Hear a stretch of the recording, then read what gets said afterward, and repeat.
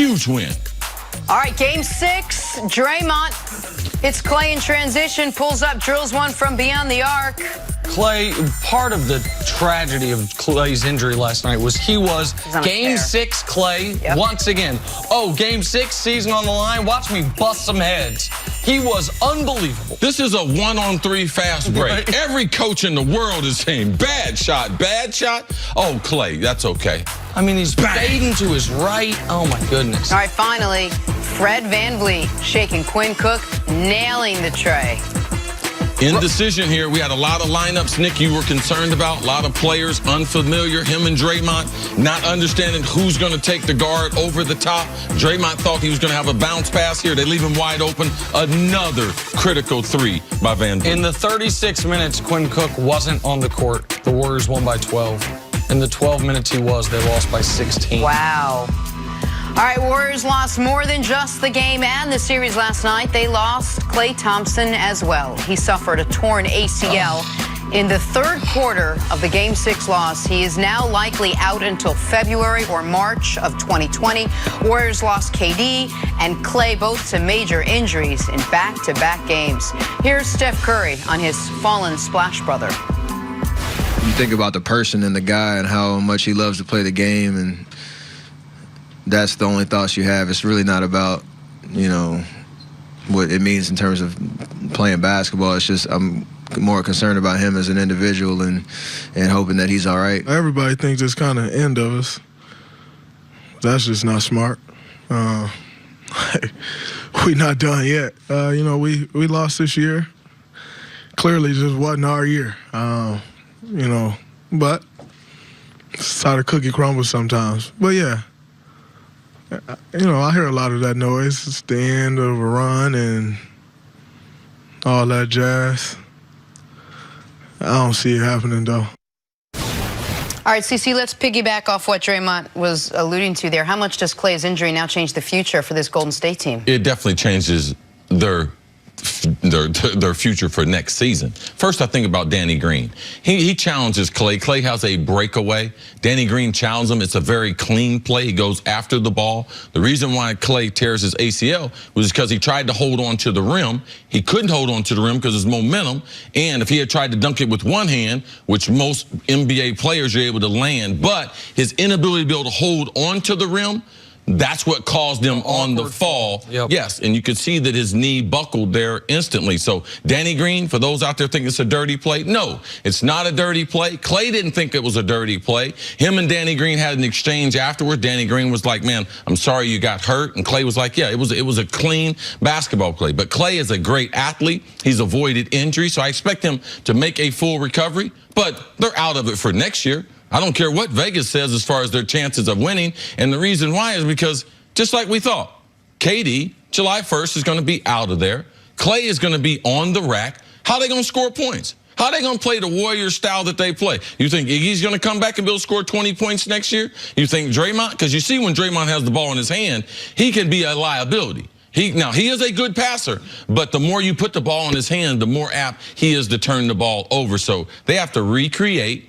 how they're going to play basketball. And now Steph Curry is getting ready to play basketball in the NBA like when he was at Davidson.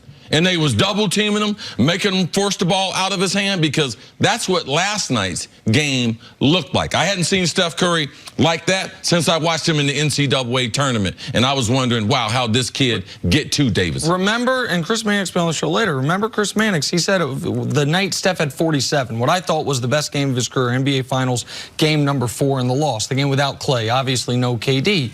Mannix said that Steph reminded you that if he were on Orlando, he would score 30, 35 a night and be a top 3 MVP candidate. He's going to have a chance to prove it next year.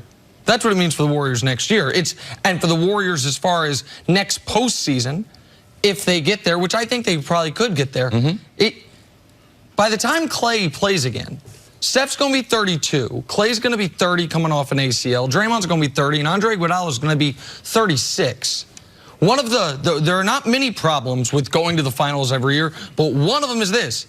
You don't got no great young players come through the pipeline. Their best young player is probably Jordan Bell. They bought that pick from Chicago. They got into a weird staring match with Patrick McCaw. He now plays for Toronto. Like, it's not like they have even their own guys that they've drafted. Oh, there's one. No, so for the Warriors for next year, they're not favorites in the West. They're not co-favorites in the West. They're not favorites for a top 4 seed. So is this the end of the dynasty then for the Warriors? Does it end here? I got a lot of respect for the Warriors, how they've done things, and they have dominated basketball for 5 years. I'm not going to say that dynasty is over yet. I'm going to give them the regular season. And when they come out and they have the 4th, 5th, 6th best record in the West next year, it's still not going to be over with. But when they lose in the playoffs next year, that's when it will be official. Klay will be back for them in the playoffs. So they still have a chance to knock off something. They're still going to have the Splash Brothers. But how they're able to add and the limitations around, and Nick, you have kept me abreast as far as what they can do financially, which is very, very limited. So this is a lot of what we saw last night is what we'll see next season. I mean, the only way they can open themselves up financially is if they let KD walk and let Klay walk. And you can't do that to him. This guy, listen, you cannot not give Klay Thompson a max contract. You can't. He has been your best big game, back against the wall player of any of them. And he has shown the ability. They mentioned it in the broadcast last night. How many all-time, most three-pointers in a playoff game? Klay. Most points in a quarter in any game? Klay. He had 60. Didn't he have 60 points through 3 quarters? Didn't he have a game where he scored 60 on like 17 dribbles? I mean, the guy is, he's an unbelievable player. And yesterday, he tears his ACL, goes to the locker room. Someone shouts to him, "Hey, man, if you don't take these free throws, you're ineligible to come back in the game." Comes back out there, takes the free throws, tells Steve Kerr, "Give me 2 minutes, I'll be back." And then the next word Kerr gets, he's on crutches. But speaking of Kerr, do I think the dynasty's over? Yes. Does Steve Kerr think the dynasty's over? Unlike Draymond Green, here's what Steve Kerr said about these last 5 years, and it seems like he's talking about the past tense, not the present tense. What I've witnessed as their coach over the last 5 years it is just an incredible combination of talent and character and commitment to each other. This just doesn't happen. It just, a group of guys like this don't come around together and do what they did over the last 5 years. And I've been lucky enough to that's what I told him in the locker room. So he knows it. You're right. I mean, he now maybe in a couple years they're fully healthy, have a full season. But now guys everyone on the team that matters is 30 plus. Like, they're in a really rough spot. It was arguably as good of any 5-year run as any team's had in modern NBA history.